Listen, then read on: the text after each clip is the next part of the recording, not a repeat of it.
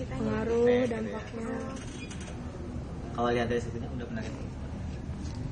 Ya kalau lihat kan dia senyawa ini ya aromatik ya. Kalau pas saya informasi dari sini soalnya itu kan jarang nggak ingat yang di kampus sana. Dia senyawa aromatik.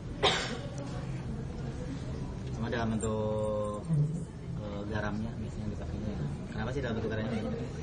Soalnya dia larut, Pak. Udah larut. Kemudian efeknya, dia itu merupakan senyawa ajo. Tahu definisi ajo nggak? Ya, maksudnya ajodais. Jadi dia itu kalau ajodais itu warnanya apa biasanya? Kalau pancawa upatnya itu warnanya apa? Merah. Merah ya. Itu karena kan ada pembentukan senyawa ajo yang dari yang jembatan antara N dengan N itu. Itu yang menyebabkan dia berwarna merah. Oh. Ya, Yang rangkap N. Itu biasanya ditemukan di mana sih? Yang kayak pantak gitu ya? Iya. Permen sih Pak, buatan Cina biasanya. Keratinding juga katanya ada, Pak. Nah, kalau yang kayak Pepsi kan kayak pakai pilihan dulu ya. Kalau yang kayaknya itu kayak kalau pantai yang Fanta merah itu. Itu mungkin salah satunya dari situ. Cuma di sini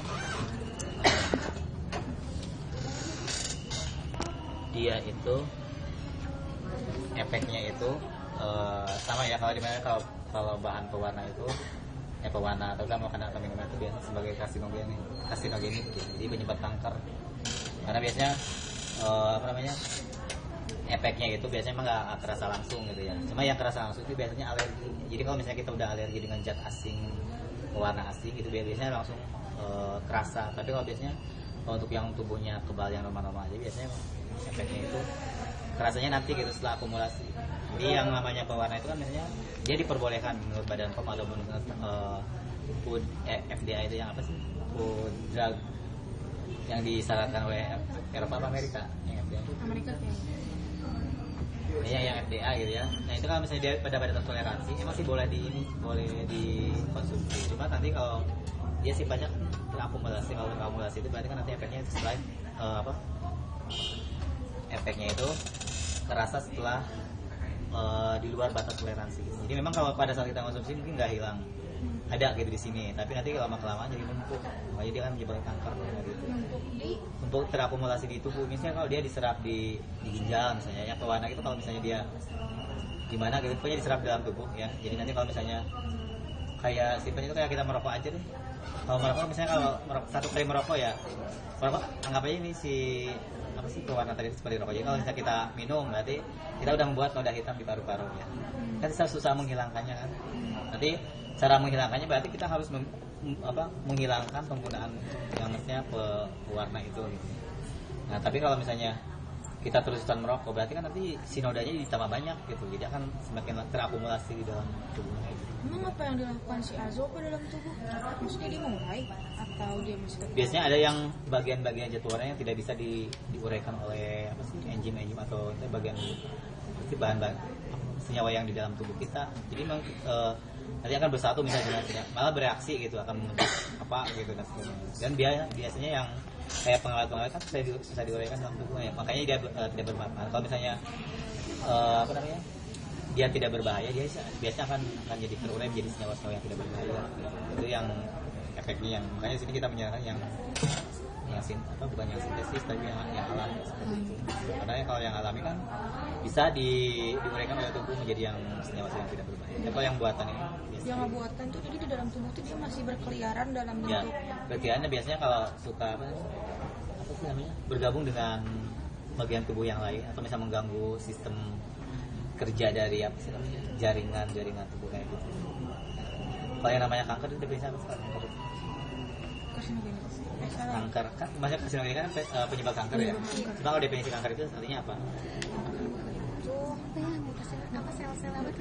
Pertumbuhan yang tidak normal kan dari dalam sel. Jadi nanti dia itu sebenarnya dia itu menyebabkan dia mengganggu sistem sel gitu, atau misalnya mengikat dengan sel menimbulkan selnya jadi gimana gitu sebagainya gitu. Mengakibatkan hiperaktif itu ya Pak dari itu. Bisa juga ya, pokoknya si selnya itu nggak normal gitu tubuhnya itu. Jadi Pak, yang di situ kan disebutin untuk yang konjunktipal itu kan menyebabkan hiperaktif.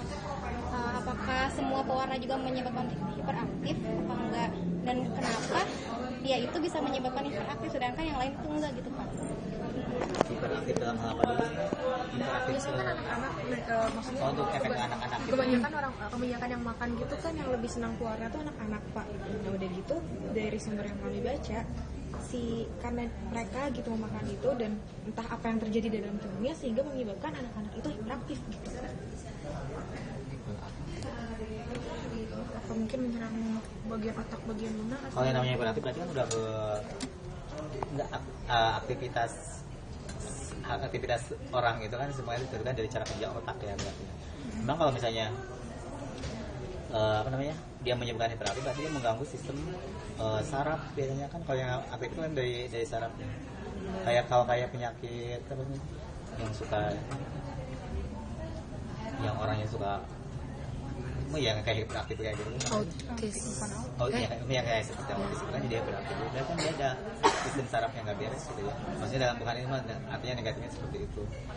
Nah itu cuma saya juga nggak tahu sih cara kerja sampai misalnya bukan dokter soalnya jadi. Kalau dari strukturnya Pak, Kira-kira mungkin gitu. Kalau dari strukturnya dia kan senyawa polar ya. Jadi ada aromatik, ada polar. Cuma yang berbahaya dari strukturnya itu apa namanya? Apa sih yang berbahaya kalau dari strukturnya ini? Cuma yang biasanya ada gugus OH-nya atau gugus ininya. Azoy. Ini dia yang bisa berikatan dengan bagian-bagian tubuh yang polar. Misalnya ginjal kan biasanya suka menyerap bagian-bagian yang polar, atau saraf juga kan ada bagian yang polarnya. Mungkin pokoknya yang namanya hiperaktif. Kita harus cari latar belakangnya dulu, hiperaktif bisa disebabkan karena apa gitu. Cuma memang yang jelas hiperaktif tadi kan berhubungan dengan sarafnya atau saraf apa? Baik saraf apa? Ada saraf motorik, ada saraf apa gitu ya. Maksudnya yang untuk yang memacu dia untuk kerjanya lebih di luar normal seperti itu gitu.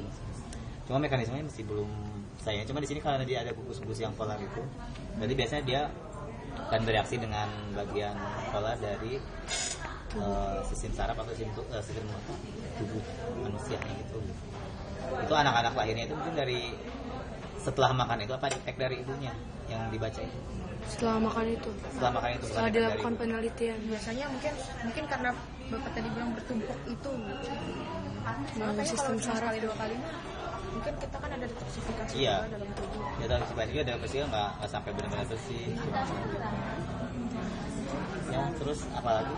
Cuma benar itu kayaknya harus di mekanisme harus dikaji lagi ya. Cuma yang jelas ini karena dia sifatnya polar mungkin dia akan mengganggu sistem kerja saraf gitu ya. Cuma memicu kemana? Yang ibaratnya kan ada yang dipicu kan dia untuk lebih apa namanya geraknya itu di luar normal. Juga. Ini bisa nggak sih Pak? Kan udah terlanjur tadi numpuk ya Pak. Kalau kita netralisir dengan apa gitu mungkin ada atau enggak? Kalau menurut saya sih memang ini kan susah dinetralisir. Ya ibarat itu caranya ya itu tidak mengkonsumsi. Maksudnya cara yang paling mudah tidak mengkonsumsi. Artinya kita tidak memberdatangkan bahaya buat tubuh kita sendiri. Artinya misalnya kita kayak kalau kita misalnya kita kaca gitu ya, udah retak dikit, nah nggak akan susah diperbaikinya lagi. Artinya ini tuh udah bikin noda di tubuh kita. Kalau hanya sedikit mungkin nggak efeknya ke tubuh nggak terlalu berbahaya. Tapi ketika terus dikonsumsi terus akumulasi, baru terasa bahayanya gitu. Jadi memang untuk menetralisir agak sulit kalau memang misalnya kayak natrium benzoat atau senyawa-senyawa pengawet tembaga yang lain kalau kita konsumsi ya di minuman-minuman itu, makanya banyakan itu jarang diusahakan jarang terlalu sering kan, bukan karena itu akan susah dieliminirnya dari tubuh gitu. Kalau itu udah jarang benzoat udah pola ngikat di tubuh gitu, kan susah lagi kalau udah berikatan dengan dengan sel-sel di dalam tubuh. Ya itu salah satunya itu mengurangi itu. Jadi memang nggak, kalau menurut saya mah susah ya. Kalau misalnya kayak vitamin kan kelebihannya dibuang. Kalau yang lain kan kalau misalnya untuk yang pemanfaatan lain ini tidak akan terurai gitu. Artinya udah nempel di tubuh gitu. Kalau minum banyak air mungkin nggak sih Pak? Minum banyak air, emang dia lepas gitu dengan air gitu. Kan biasanya gitu habis praktek kayak minum banyak air atau minum susu gitu. Nah kalau untuk racun kan itu pasti bisa diencerkan. Itu sebenarnya minum air itu untuk mengencerkan konsentrat zat racun dan sebagainya gitu. Itu hanya mengencerkan doang. Pewarna masih diencerin. Nah kalau pewarna, kalau dia udah berikatan misalnya dengan kan pewarnanya dia kan zat senyawanya ya. Kalau dia udah berikatan tuh itu akan susah. Karena udah bereaksi dengan ini sih sebenarnya. Nah kalau memang misalnya dia bisa dieliminir gitu ya, pasti bakal dianjurkan itu pewarna-pewarna yang buat kayak gitu, misalnya yang natrium benjoat kalau benjoat, karena kan dampaknya kayaknya itu minum aja sepuasnya, karena itu bisa dihilangkan dengan minum air banyak, nggak bakal seperti itu. Tapi masih dipakai Pak. Nah, masih dipakai itu karena ya itu karena kita masih batas toleransi. Jadi maksudnya dia efeknya ke dalam tubuh itu tidak terlalu berbahaya itu kalau misalnya pada konsentrasi berapa gitu kan. Nah, padahal sebenarnya itu kalau minum sekali 2 kali. Jadi ya itu udah memprediksikan dengan minum segitu teh itu untuk berapa kali minum sih, berapa tahun gitu. Nah, kalau terlalu kebanyakan berarti kan jadi jumlahnya jadi numpuk gitu maksudnya. Makanya ditoleransi itu kan artinya pada saat kita minum nggak bakal berbahaya maksudnya. Dia tidak akan menimbulkan langsung, kecuali yang di situ kan ada hiperaktif ya sama yang langsung itu. Kanker. Hiperaktif langsung apa? Enggak ya. Terus yang kanker juga enggak, maksudnya yang enggak langsung. Biasanya yang langsung itu yang alergi, yang alerginya itu efek alergi itu biasanya kerasa langsung. Apalagi misalnya kita yang sudah tubuhnya udah sensitif ya, makan bakso yang ada pengawetnya itu akan kerasa bedanya dengan bakso yang tanpa pengawet. Pokoknya baunya itu udah gitu udah. Jadi kalau udah sensitif itu tidak agak menolak tubuh itu. Kalau untuk cara identifikasi gimana Pak? Cara identifikasi secara untuk misalnya orang awam kan nggak tahu gimana sih ngebedainnya mana pon cewek mana enggak. Terus kalau secara analisisnya gitu Pak dalam skala gimana? Kalau yang saya spesifik saya masih ini ya warna merah ya. Warna merah disebabkan oleh antara poncau dengan yang warna merah misalnya dan senyawa lain. Cuma kalau kita hanya mendeteksi kan di sini dia bentuknya garam aromatik. Kalau kayak natrium benjoat tidak ini kenapa sih kalau di lab? Kenapa? Yang natrium benjoat, kalium benjoat, identifikasi dengan cara apa? Ekstraksi. Maksudnya uji apa? Di ekstraksi kualitas. Itu menghitung kadarnya. Ya juga sih sebenarnya kalau menghitung kadarnya juga bisa diekstraksi kan. Maksudnya dalam artian dia kan polar ya di utuh ini kan pasti kan dia berwarna merah, dia pasti punya panjang gelombangnya kan. Nanti dia bisa diidentifikasi dengan panjang gelombangnya itu dia konsentrasinya berapa.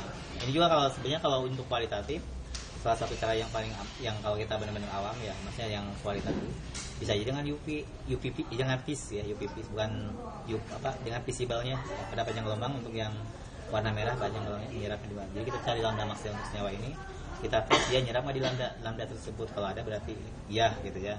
Tapi kalau untuk uji kualitatif yang lainnya mungkin kita hanya bisa ngecek adanya inti benzena dalam satu senyawa itu dengan uji apa sih?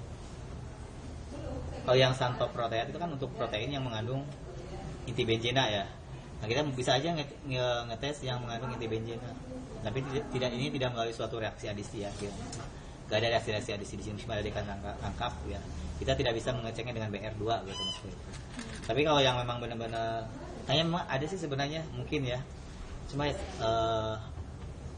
yang pas mungkin yang kalau benar-benar pengen pasti gitu ya sampai ketahuan kadarnya itu dengan spektro UPP yang bisa kualitatif atau kuantitatif ya.